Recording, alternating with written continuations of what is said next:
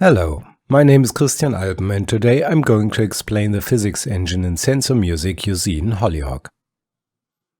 Before we start with the physics engine itself, we select a sample from the sounds library and add a simple sampler. We will use it later. Now create a new patch in the same rec for building our physics patch. First, we select a container from the Modules tab in the browser and add a few shapes.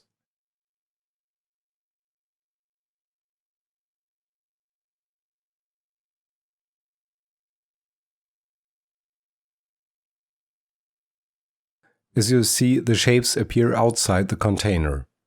As we want them inside, we right-click one of the shapes and go to the Design tab in the Settings panel. There you find the Where option. Here you can select where you want the selected item to be displayed, in this case the container. Also in this tab you can change the shape type from rectangle to oval. To change the container's size, simply click the lock and resize the container by dragging one of its corners. At last we have to activate the physics in the Size tab. If you now turn on the main engine, the shapes will start to move.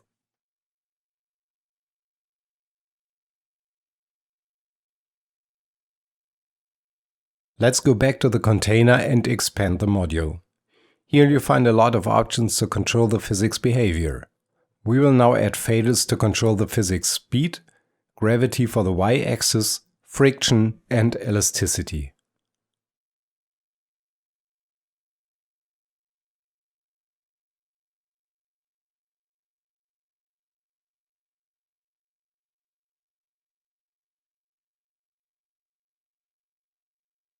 With physics speed you set the overall moving speed. Gravity, as you expect, makes the shapes go down to the ground like everything on Earth or float like in space. This can be adjusted for x and y axis separately. Friction makes the surface change from even to rough and sticky, while elasticity changes the shape's material from hard metal to bouncing rubber.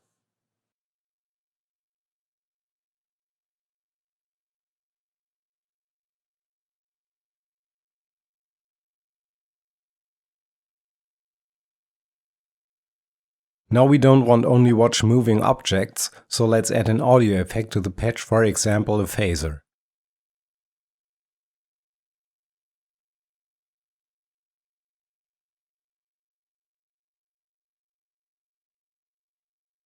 First we add audio in and outs, so the signal from the sampler passes the phaser. For quick access you can use Usine's multi-wiring feature. Simply hold Ctrl-Shift while dragging the wires from the outlets. Now expand one of the shape modules, look for the X and Y position and wire them, for example, to rate in depth of the phaser. For demonstration purpose I add a switch to make the bypass accessible.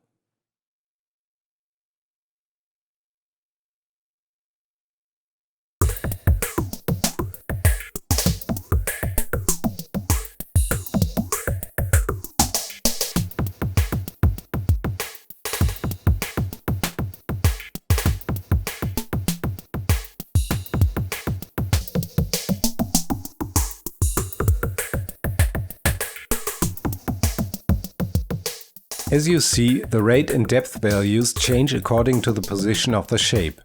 Let's expand this a little by adding a filter module to the patch. This filter shall be switched on and off each time the violet shape collides with another shape or the walls.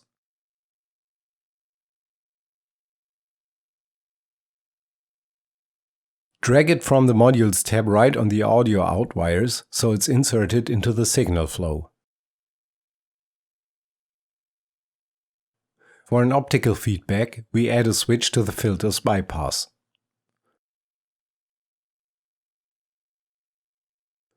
Then we need a toggle module and feed its input with the collide status of the shape.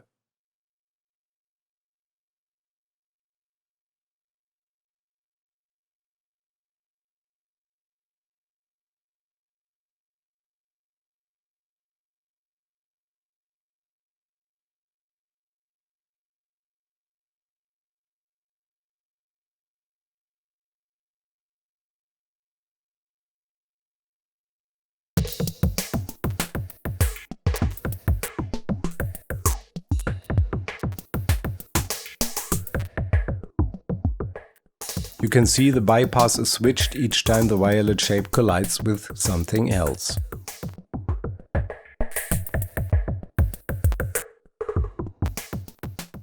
This was a simple example to get a basic understanding of the physics engine. In the library you find some very nice ready-built patches like the groove physics. Each bar represents one sample which is played on collision. On the right you find the known parameters like gravity, friction, speed and so on. But also some additional stuff like the overall duration of the played samples, playback speed and a pitch.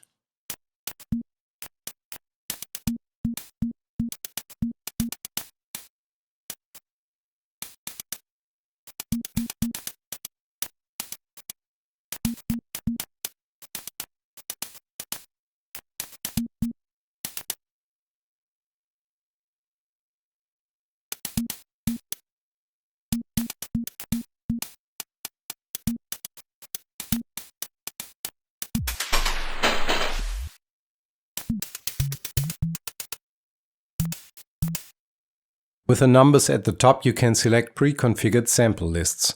To modify them, click the settings icon and choose your desired sample list. Here you can, for example, add and remove the samples. At the bottom you have Usine's usual snapshot list where the overall patch settings are stored.